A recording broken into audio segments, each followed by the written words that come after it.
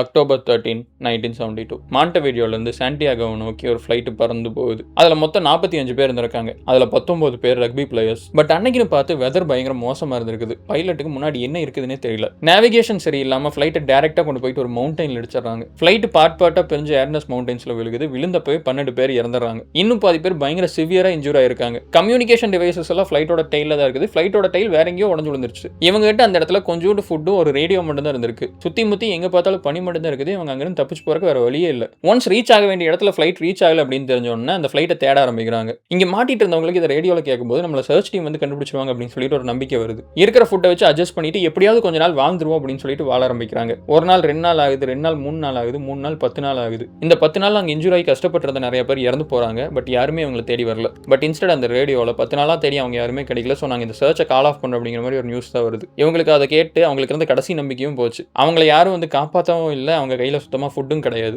சுற்றி முற்றி இந்த ஸ்னோவில் தேடி பார்த்தா எந்த அனிமல்ஸையும் காணும். ஃப்ளைட்டோட டெயில தேடி பார்க்குறாங்க, அதையும் காணும். ஸோ ரிமைனிங் இந்த பேசஞ்சர்ஸ் ஒரு கஷ்டமான டெசிஷன் எடுக்க வேண்டியிருந்துச்சு. அவங்க சர்வை பண்ணுறதுக்காக அவங்க கூட ஃப்ளைட்டில் வந்து அவங்களோட ஃப்ரெண்ட்ஸை ரிலேட்டிவ்ஸை சாப்பிட ஆரம்பிக்கிறாங்க. எப்படியாவது இன்னும் கொஞ்ச நாள் சர்வை பண்ணிட்டா யாராச்சும் ஒருத்தங்க நம்மளை வந்து காப்பாற்ற மாட்டாங்களா அப்படிங்கிற ஒரே ஒரு நம்பிக்கையோட அடுத்த 60 நாளைக்கு இதே மாதிரி அவங்க கூட ஃப்ளைட்டில் வந்து அவங்களோட உடல்களை சாப்பிட்டு அவங்க உயிர் வாழ்றாங்க. இதுக்கு மேலே எதுவும் மோசமே ஆக முடியாதுன்னு நினைக்கும் போது ஒரு அவலாஞ்சி வந்து இன்னும் கொஞ்சம் பேர்த்து அது கொள்ளுது. அப்போ தான் அவங்களுக்கு ஃபைனலி புரிய வருது, இப்படியே நம்மளால வாழ முடியாது, நம்ம ஏதாச்சும் பண்ணி ஆகணும் அப்படின்னு சொல்லிட்டு. ஸோ அங்கிருந்து 2 பேர் ஹெல்ப் தேடி நடக்க ஆரம்பிக்கிறாங்க. ப்ராப்பராக ஷூ ஃபுட்டெல்லாம் இல்லாமல் அந்த ஸ்னோவி மவுண்டனில் நடக்க ஆரம்பிக்கிறாங்க. ஃபைனலி 10 நாள் நடந்ததுக்கு அப்புறமா அவங்க ஒரு மனுஷனை பார்க்குறாங்க. அவரோட ஹெல்ப்னால இவங்க போயிட்டு ரெஸ்கியூ சர்வீஸுக்கு கால் பண்ணுறாங்க. ஃபைனலி 72 நாளுக்கு அப்புறமா அங்கே மாட்டிட்டு இருந்த 16 பேர் தான் காப்பாற்றுறாங்க. ஒரிஜினலாக போன 45 பேரில் பொழைச்சது 16 பேர். 10 வாரத்துக்கு மேலே அவங்க ஹியூமன் ஃப்ளஷை சாப்பிட்டு உயிர் வாழ்ந்திருக்காங்க. இதை பேஸ் பண்ணி சில புக்ஸ் அண்ட் மூவிஸ் கூட இருக்குது. இதை பார்க்கும்போது உங்களுக்கு என்ன ஃப்ரெண்ட்ஸ் தோணுது? உங்களோட உயிரை காப்பாற்றிக்கணும் அப்படிங்கிறதுக்காக ஒரு ஹியூமனை நீங்கள் சாப்பிடணும் அப்படின்னா அவங்கள சாப்பிட்டு நீங்கள் உயிர் வாழ்வீங்களா, இல்லை you will just give up and dia?